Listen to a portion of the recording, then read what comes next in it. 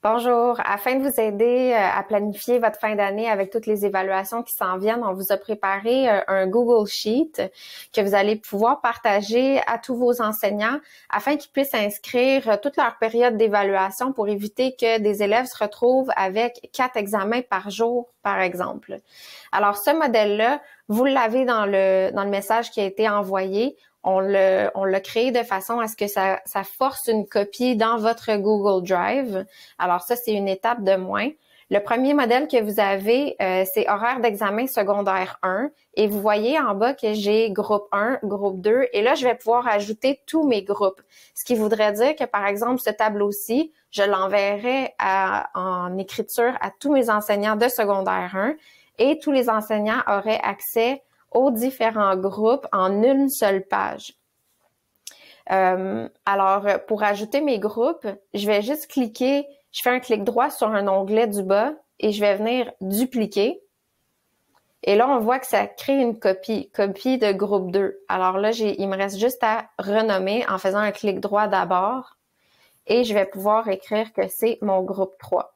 Et là, on voit que quand je me promène là, d'une page à l'autre, groupe 2 ici, je pourrais venir modifier.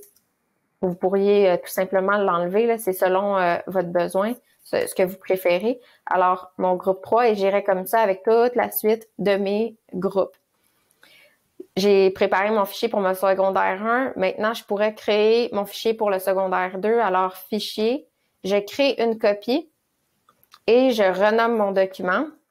Donc, horaire d'examen sec 2 et je le sauvegarde en cliquant sur OK. Et là, vous allez voir que automatiquement, il y a un deuxième fichier qui est créé. Et là, il me resterait juste à venir encore une fois faire un clic droit pour renommer, pour mettre mes groupes, par exemple, 21, 22, 23, etc.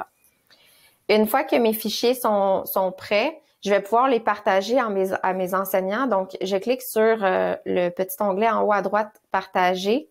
Et je veux obtenir le lien, mais je dois d'abord modifier. Ici, c'est réservé Commission scolaire de Laval, ce qui veut dire que vos enseignants vont devoir être connectés à leur compte CS Google, mais je veux pas qu'ils soient seulement en lecture, je veux qu'ils puissent modifier, donc je les mets éditeur, et là, mon lien est prêt, je peux copier le lien et leur envoyer par courriel avec les consignes. Alors, les enseignants, ce qu'ils vont devoir faire, c'est de venir écrire leur période d'évaluation. Donc, par exemple, moi, j'ai le groupe 3 et le 20 mai à la période 1, je veux qu'ils aient un examen de français. Alors, je vais venir l'écrire, français lecture.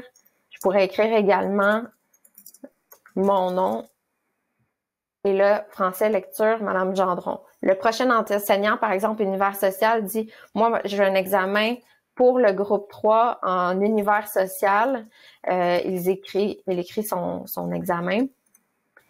Et là, le troisième enseignant, il voit que après 2 évaluations par jour, il peut pas se mettre il peut pas mettre une période d'évaluation. Alors là, ici, on comprend qu'il y a déjà 2 évaluations, je peux pas en ajouter une troisième. Admettons qu'un enseignant, par juste une petite inattention, là, il a pas remarqué qu'il y avait déjà 2 évaluations et qu'il rajoute un examen. Pour savoir, par exemple, qui sont les 2 premières personnes à avoir écrit réserver une plage horaire pour supprimer la troisième, vous pouvez toujours aller sous l'onglet Fichier et on a l'historique des versions. L'historique des versions est très, très précise. On vous dit qui a écrit quoi à quelle heure. Donc, on voit ici que j'ai modifié plusieurs fois la 32, la 33, la 34. Et là, on voit que c'est juste moi, mais s'il y avait eu d'autres personnes, je verrais différentes couleurs avec différents noms. Alors, vous allez pouvoir savoir qui a réservé la première plage horaire pour pouvoir ensuite peut-être laisser la place aux 2 premières personnes qui ont inscrit leur plage horaire.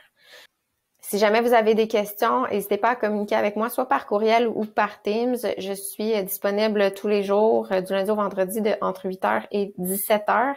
Alors, n'hésitez surtout pas.